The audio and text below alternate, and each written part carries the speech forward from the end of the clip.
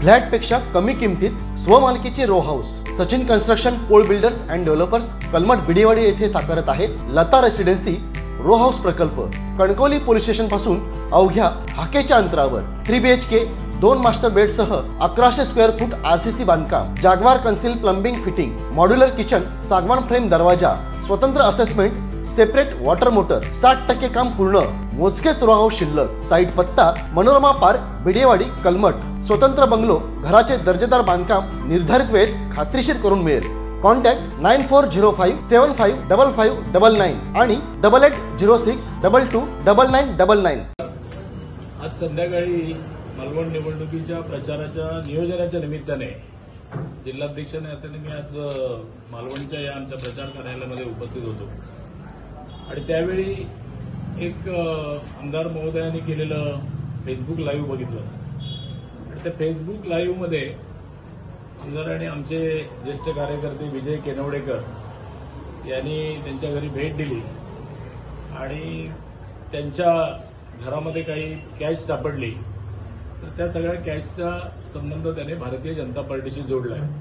खरं तर विजय केनवडेकर यांच्या घरी थेट आमदारांनी जाणं किंवा कोणत्याच कार्यकर्त्याच्या घरी हे मला वाटतं योग्य नाही। यासाठी अनेक यंत्रणा आहेत, काही शंका असल्यास तर ते यंत्रणाच्या माध्यमातून ते केलं पाहिजे। विजय केनवडेकर आमचे संघाचे स्वयंसेवक आहेत आणि गेली अनेक वर्ष भारतीय जनता पार्टीमध्ये कार्यरत आहेत। भारतीय जनता पार्टीची कार्यप्रणाली त्यांना पूर्ण माहिती आहे आणि त्या व्यक्तीकडून अशा काही पैशांसंदर्भातला विषय होण्याचा मुळात प्रश्न नाही। तरी सुद्धा त्यांना तिथे यंत्रणेने विचारल्यानंतर त्यांनी काही त्याची उत्तरं दिली आणि ते म्हणाले माझ्या व्यवसायातले हे पैसे होते आणि त्यामुळे तो विषय कार्यान्वित यंत्रणा ज्या आहेत, पोलीस असेल, निवडणूक आयोग असेल, हे सगळं बघेल।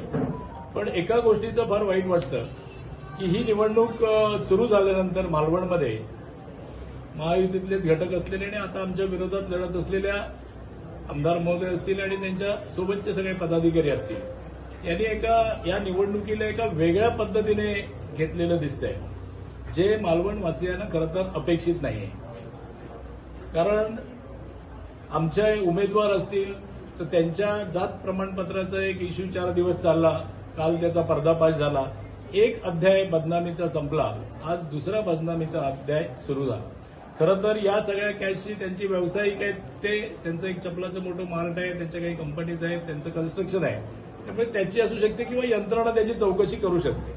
पण मला या निमित्ताने आमदार महोदयांना सांगायचं आहे की सन्माननीय राणेसाहेबांच्या नेतृत्वामध्ये आम्ही खासदारकीची निवडणूक लढवली आणि 1 वर्षापूर्वी बरोबर याच आमदार महोदयांसाठी भारतीय जनता पार्टीच्या सगळ्या कार्यकर्त्यांनी तन मन धन अर्पून चांगलं काम केलं। त्यामुळे भारतीय जनता पार्टीच्या सगळ्या कार्यकर्त्यांचा त्यांना आमदार बनवण्यामध्ये सिंहाचा वाटा आहे। आज ज्या पद्धतीने ते आमचे उमेदवार असतील किंवा आमचे पदाधिकारी असतील यांना कुठल्या तरी नाहक विषयामध्ये गुंतवून भारतीय जनता पार्टीच्या आणि पर्यायाने कार्यकर्त्यांच्या बदनामीचा जो काही खेळ चाललेला आहे तो मला वाटतं बरोबर नाही। त्याने एक लक्षात घेतलं पाहिजे की वर्षभरापूर्वी याच सगळ्या प्रामाणिक कार्यकर्त्यांनी तुम्हाला आमदार बनवलं होतं आणि त्यामुळे या कार्यकर्त्यांचं खच्चीकरण करणं हे योग्य नाही। आम्ही सन्माननीय राणेसाहेब असतील, सन्माननीय चव्हाण साहेब असतील, सन्माननीय नितेशजी राणेसाहेब असतील यांच्या नेतृत्वामध्ये अत्यंत शांत पद्धतीने आम्ही निवडणूक करत आहोत।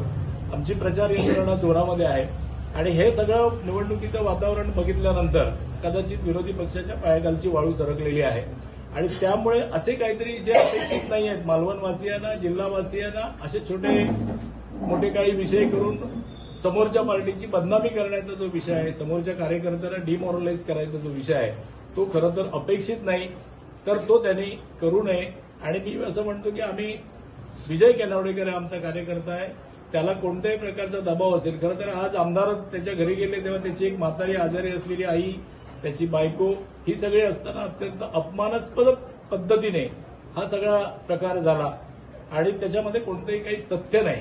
तर माझं असं म्हणणं आहे की अशा प्रकारचं निवडणुकीमध्ये कुठल्याही प्रकारचं वातावरण नसताना मुद्दाम भारतीय जनता पार्टीच्या कार्यकर्त्यांना बदनाम करून, उमेदवारांना बदनाम करून लोकांमध्ये संभ्रम निर्माण करण्याचं जे काय षडयंत्र सुरू आहे ते ताबडतोब थांबलं पाहिजे।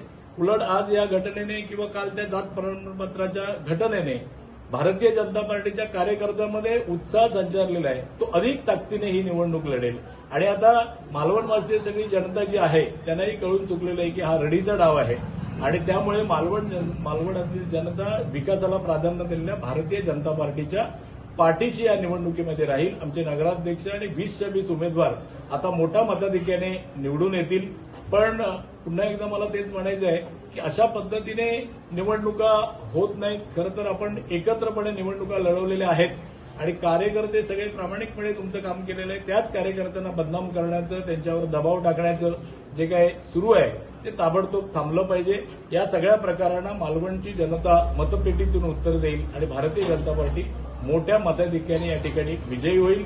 या सगळ्यामुळे त्यांची अपेक्षा असेल की भारतीय जनता पार्टीचा कार्यकर्ता विचलित होईल, भारतीय जनता पार्टीचा पारंपरिक मतदार विचलित होईल.